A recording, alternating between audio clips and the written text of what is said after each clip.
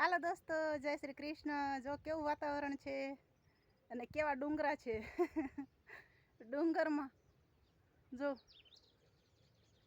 છે ને, જ્યાં જોઈને ડુંગર જ ડુંગર છે અને આવડિયા રહી વાડ છે, વાડીની વાડ છે ને. બાકી મોટા મોટા ડુંગરા.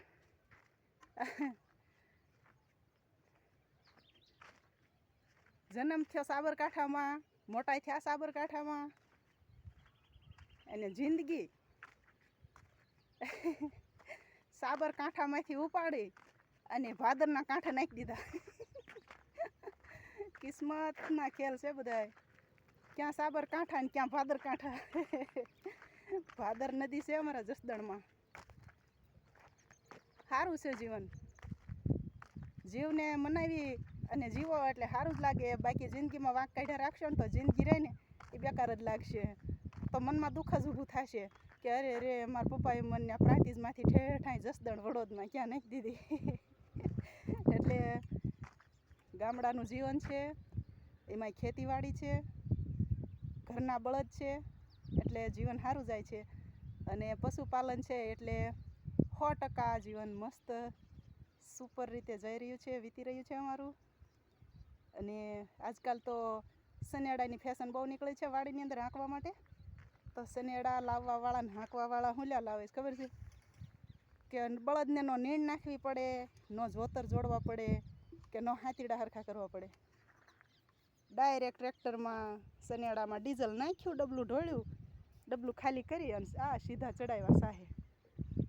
પણ એક વાત ખાસ યાદ રાખજો, બળદ હશે ને, ભલે તમે ગાયું ન રાખો કે રાખો એ તમારો પ્રશ્ન છે, પણ બળદ રાખો ને તો બળદ જે નીણ ખાશે ને એનું દેશી ખાતર થશે અને દેશી ખાતર પણ આમ કામ આવશે.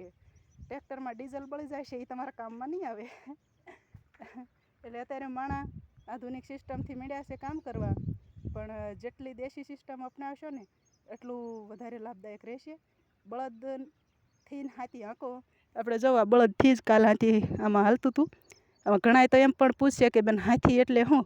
એટલે હાથી એટલે આ બધા ઓજારો જે ખેતી કામમાં આવે, જેને અત્યારે જો દતાળ જોડેલું છે એટલે અમારે અહીંયા એને 3 દાંતા 2 બાજુ જોડે ને વચમાં સાહ રહી જાય એટલે એને સાણો કે સાણો મારી દો. પછી બેલી હાંકી નાખીશું. બેલી એટલે નાની નાની રાંપું જે આવી, બે સાઈડ નાની નાની 2 રાંપું હાલે ને વચમાં સાહ હાલે એટલે એને બેલી કહે. તો જેટલો બળદ કે ગાય કે ભેંસ તમે રાખશો એટલો ખેતીવાડીની અંદર વધારે ફાયદો થશે.